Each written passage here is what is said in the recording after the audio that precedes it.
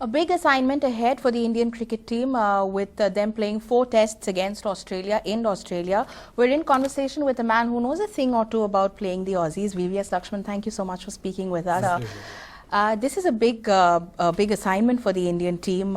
You reckon the toughest in some time, and do you think the Indian team is prepared for it? Yeah, I think any tour to Australia will be a tough tour, not only for India but any team visiting Australia, playing them in their own backyard is always going to be a highly competitive series. But I'm sure that and I believe that if the current Indian team plays to its potential, then they'll definitely do well, because there's an amazing bunch of cricketers, in all departments, and it's just about converting that potential and talent into performance. It's a young side though, with an average age of about 25, 26. Yes, I think that is all the more the reason why it's so exciting. I remember the first tour of mine to Australia in 99-2000 actually changed the way I looked at the game, and how I played or how I prepared for the remaining years in my cricket. And in fact, you were talking about playing confidently in Australia, and one person who was seeming really confident before leaving for Australia was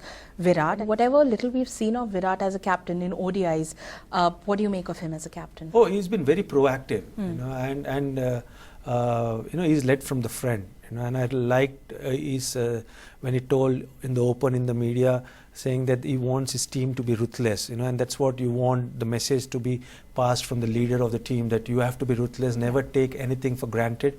Even though you're on top, you want to finish off the things, and you cannot be complacent, and that showed in the results. The way, more than the results, the way the Indian team played against the Sri Lankan one-day side. And take it from me, even though the results were 5-0, the Sri Lankan side was a good side, especially the batting probably was one of the best in world cricket as far as one-day format is concerned. But to defeat them in that manner, spoke volumes of the leadership qualities Virat had. In tests, then, do you think this is the man India needs to look to, and perhaps MS Dhoni's captaincy should be limited to one-day cricket only? I don't think so, because Virat has got a chance just because MS Dhoni is injured. And I firmly believe that MS is probably one of the best leaders India has ever had. In tests as well? Even as well as tests, but I understand that his record overseas has not been good. But then if the batting unit fails so miserably, even in 2011, where the team I was part in, we didn't do well as a batting unit in England and Australia, and again recently in England the batting unit didn't fire. What can a captain do? There's so much of talk that starts before a big series like this, and people start predicting score lines. Glenn McGrath thinks it's going to be 4-0 in favor of Australia.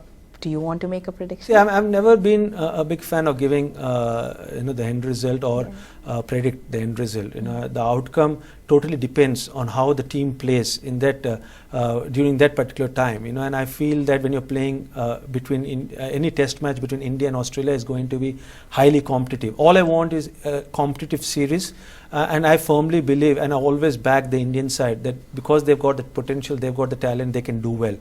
They're going for this really big assignment, and then followed by the World Cup, VVS, at a time when there's so much also happening off the field in cricket. Newspaper headlines about the IPL controversy, officials being named.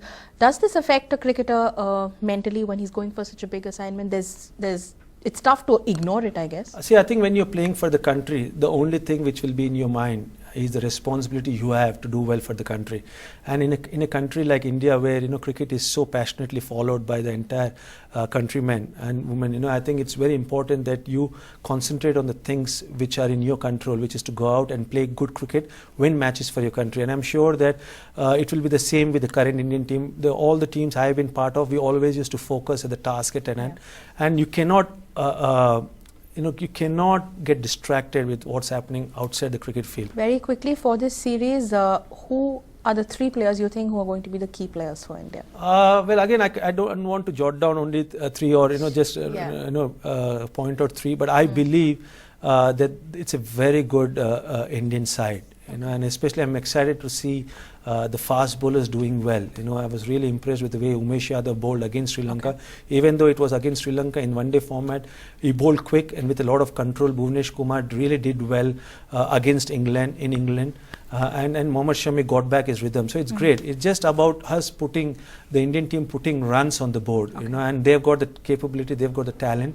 It's just about converting the talent into performance.